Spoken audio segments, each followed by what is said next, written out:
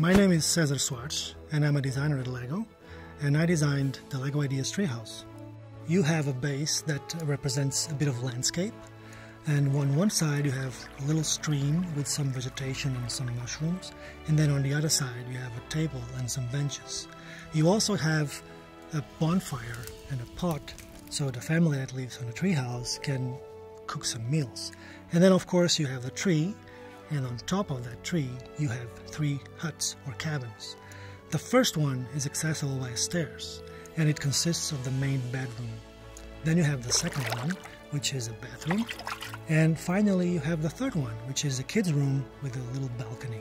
Of course, tree houses have to have a swing, so you have one in this set, and you can actually place a minifigure there and it swings. The treehouse was an idea that a French fan called Kevin Fieser submitted to the LEGO Ideas website. It got the required 10,000 supporters, and it was chosen to be made as an official LEGO set. When you work on a LEGO Ideas submission, the first thing you want to do is try to get a hold of as many pictures as you can of the model that the fan submitted. And then you try to recreate as close as possible to that model.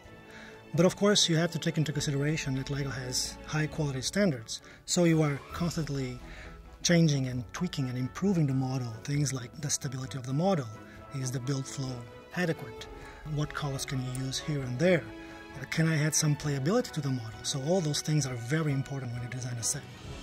There are a couple of new interesting pieces on this set. The first one is a 2x2 bow, which has an inscription chosen by the LEGO fan that says "Build your dreams," and then it has KF, which is its initials. And there's also, at one point in this set, you get to choose which color of leaves you want to use on the tree. So if you want to use the spring version, you can use the green leaves. If you want to use the autumn version, you can use the yellow and orange leaves. And the yellow one is new for this set, in the flame yellowish orange color for the first time. LEGO nowadays is making a few pieces from a plastic that comes from sugarcane.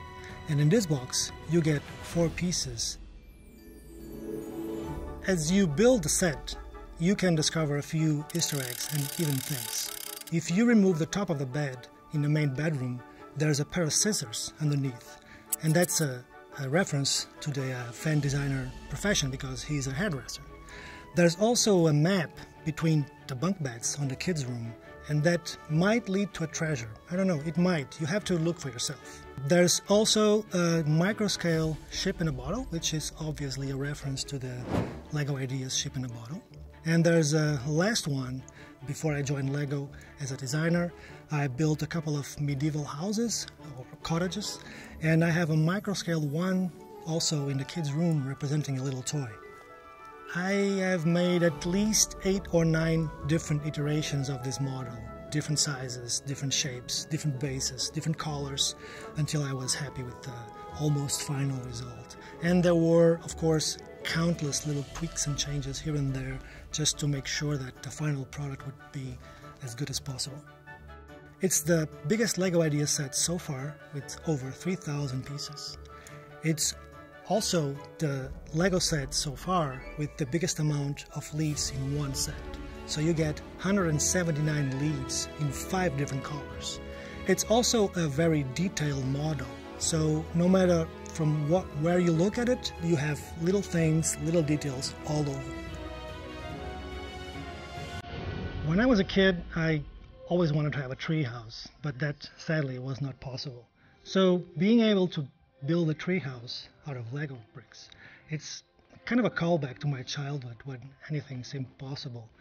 So when I heard that the project was chosen to be made into an official set, I approached Sam, the creative lead of LEGO Ideas, and practically begged him to work on this set. And I was super happy when he agreed to it. Before I joined LEGO, I was a teacher.